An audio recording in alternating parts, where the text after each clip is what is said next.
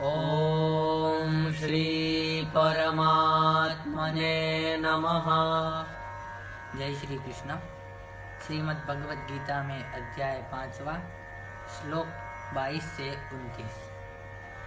ये हि संस्पर्शजा भोगा दुःखयोनय एव ते आद्यन्तवन्तः कौन्तेय न तेषु रमते बुधः शक्नोति हैव यः सोढुम् प्राक्शरीरविमोक्षणात् कामक्रोधोद्भवम् वेगम् स युक्तः स सुखी नरः योऽन्तः सुखोऽन्तरारामः तथान्तर्ज्योतिरेव यः स योगी ब्रह्मनिर्वाणम् ब्रह्मभूतोऽधिगच्छति लभन्ते ब्रह्मनिर्वाणम् ऋषयः क्षीणकल्मषाः छिन्नद्वैधायतात्मानः सर्वभूतहिते रताः कामक्रोधवियुक्तानाम् यतीनाम् यतचेतसाम्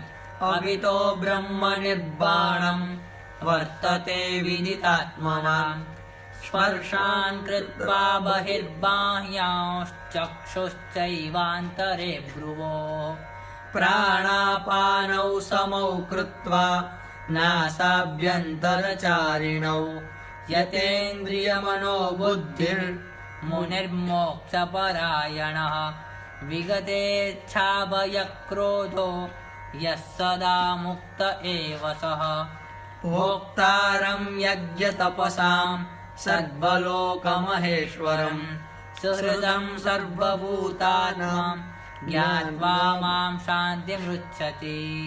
ॐ तत्सदिति श्रीमद्भगवद्गीतासूपनिषत्सु ब्रह्मविद्यायां योगशास्त्रे श्रीकृष्णार्जुनसंवादे कर्मसन्न्यासयोगो नाम पंचमोऽध्यायः।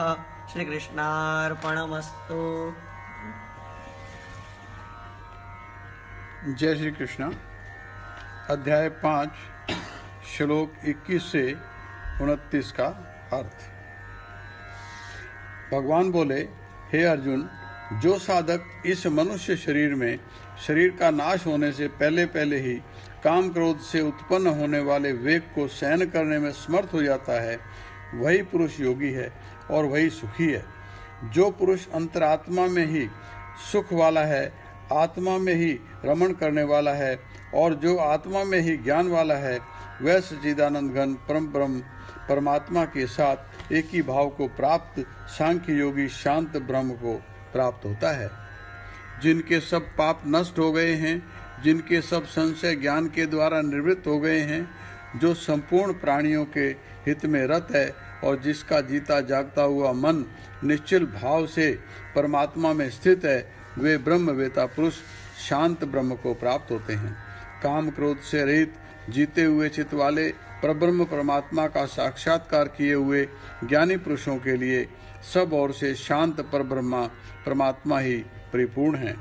बाहर के विषय भोगों को न चिंतन करता हुआ बाहर ही निकलकर और नेत्रों की दृष्टि को भ्रकुटी के बीच में स्थित करके तथा नासिका में विचारने वाले प्राण और अपान वायु को सम करके जिसकी इंद्रियां मन और बुद्धि से जीती हुई हैं, ऐसा जो मोक्ष प्रायण मुनि इच्छा भय और क्रोध से रहित हो गया है, वह सदा मुक्त ही है। मेरा भक्त मुझको सब यज्ञ और तपों को भोगने वाला, संपूर्ण लोकों के ईश्वरीय का ईश्वर तथा संपूर्ण भूत प्राणियों का सुहृद अर्थात स्वार्थ रहित दयालु और प्रेमी ऐसा तत्व से जानकर शांति को प्राप्त होता है। इसके साथ ही अध्याय 5 समाप्त। जय श्री कृष्ण।